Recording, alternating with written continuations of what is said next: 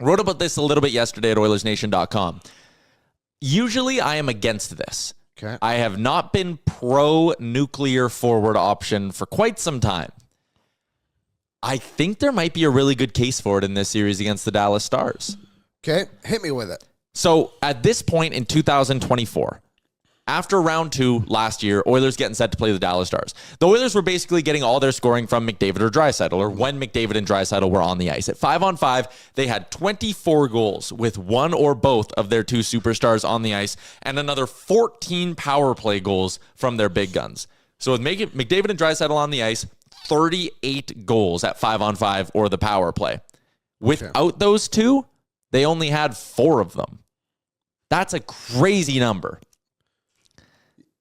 With McDavid and Draisaitl off the ice at 5-on-5 last year through 2 playoff rounds, they had 4 goals. Damn. That's according to Natural Stat Trick. That is a staggering disparity. You compare that to this season with McDavid or Draisaitl on the ice at 5-on-5, 19 goals. With both of them off the ice, 18 goals. Pretty good. Pretty good. A big reason why is because the new Evander Kane-Hyman line was very good in the first series against Los Angeles. Yep. They've had Connor Brown step up and have really good games. The Evander Kane-Henrique duo chipped in 3 goals in that one hockey game. And here's the numbers for those of you watching along on YouTube. You can see Connor and Leon, 10 goals for, 6 goals against. Connor without Leon, 2. Leon without Connor, 0. And I do think that Leon without Connor doesn't include the Kapanen OT winner, so now that one's at 1. But with those two off, 16-9, like, I think there's a really good case here that you could look at Dallas and say, okay, Dallas has one good line rolling right now. Yes. It's Hintz, Rantanen, and Granlund. And you could also say that their numbers are a little bit of a paper tiger. I didn't realize. I thought Granlund was doing a little bit better, but he has 4 goals and he has a hat trick. Yeah. So that's that. And a lot of their shot metrics aren't great. The luck stats really lean in their way. Jake Ottinger's bailed them out a few times. Going power on power, I think, will greatly benefit the Edmonton Oilers. I think Connor and Leon dominate the Rantanen and Hintz line. I think they have that ability, I should say. Okay. And I don't think Dallas is going to be confident enough in their bottom 9 to sit there and go, let's try to move Rantanen and Hintz away from the McDavid matchup. And I think they're going to have no choice but to go power on power. And if they do, I think your bottom 9's playing some great hockey right now, and you can probably trust them. Yeah. So why not, instead of, because the alternate approach would be you put Leon Draisaitl with Podkolzin and Kapanen, like you did against Eichel, and you say, Leon, your job is to shut down Hintz and Rantanen. Yes. Do what you did against Eichel, shut him down, and then you're given a great matchup to the McDavid, Nugent-Hopkins, Hyman line because they get one of those soft ones.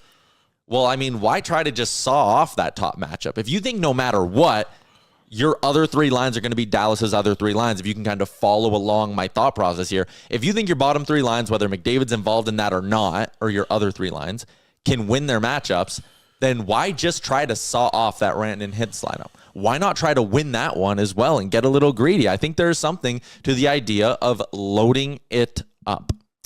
I don't think it's a bad idea by any means. Like you said, the rest of the team is playing so well at the moment that it could benefit them doing that.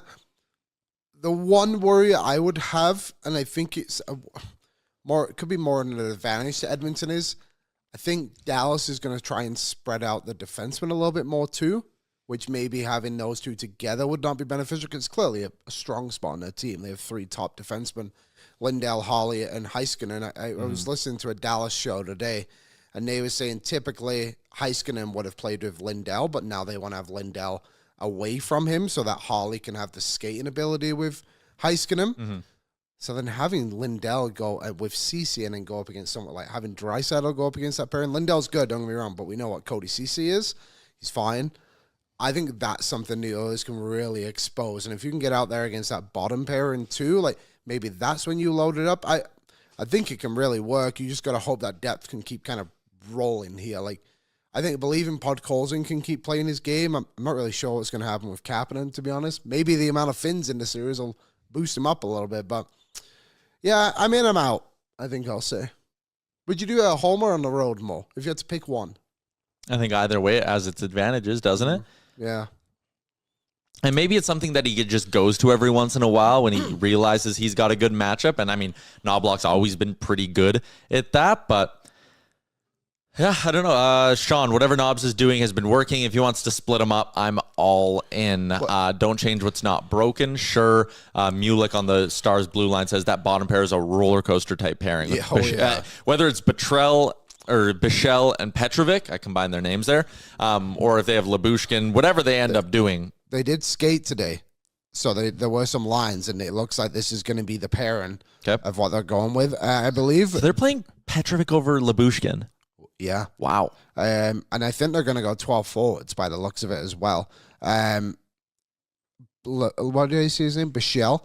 I believe he leads their team in hits, which I don't think is like a great thing for a defenseman to have.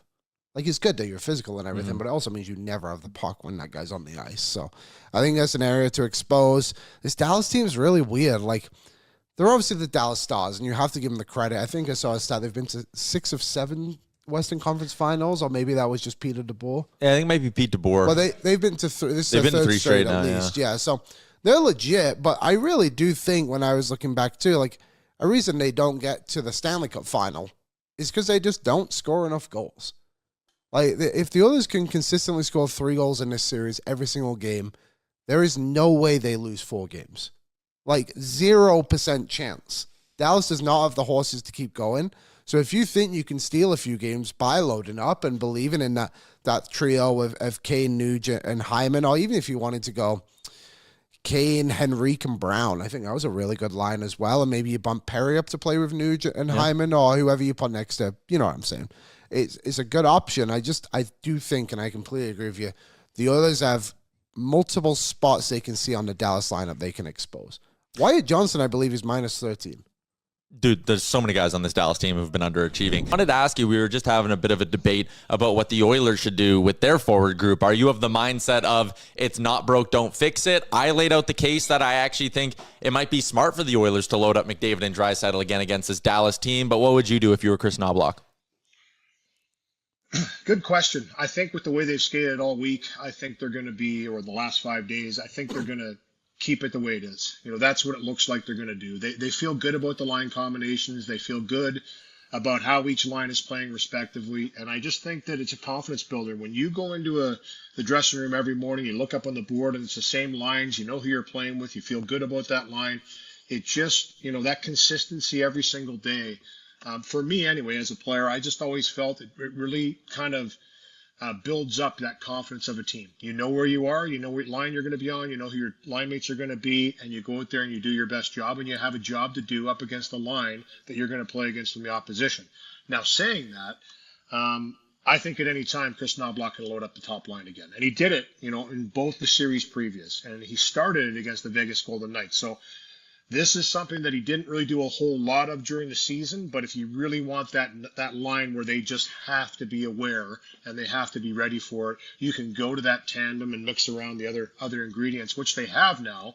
The deeper they've gotten, the more likely it is that you're going to see Draisaitl and McDavid together a little bit more. But if everything's working, like you said, if it's not broke, don't fix it. I think they really like the mix of what the forward lines did, and I think they're going to go with it for Game 1. That's just my gut. What's up, Nation citizens? If you like that video, then you need to be subscribed to the Oilers Nation YouTube. Podcasts, live shows, exclusive interviews, and analysis. Everything you need from your favorite voices at Oilers Nation. And you don't want to miss any of it, so hammer that subscribe button.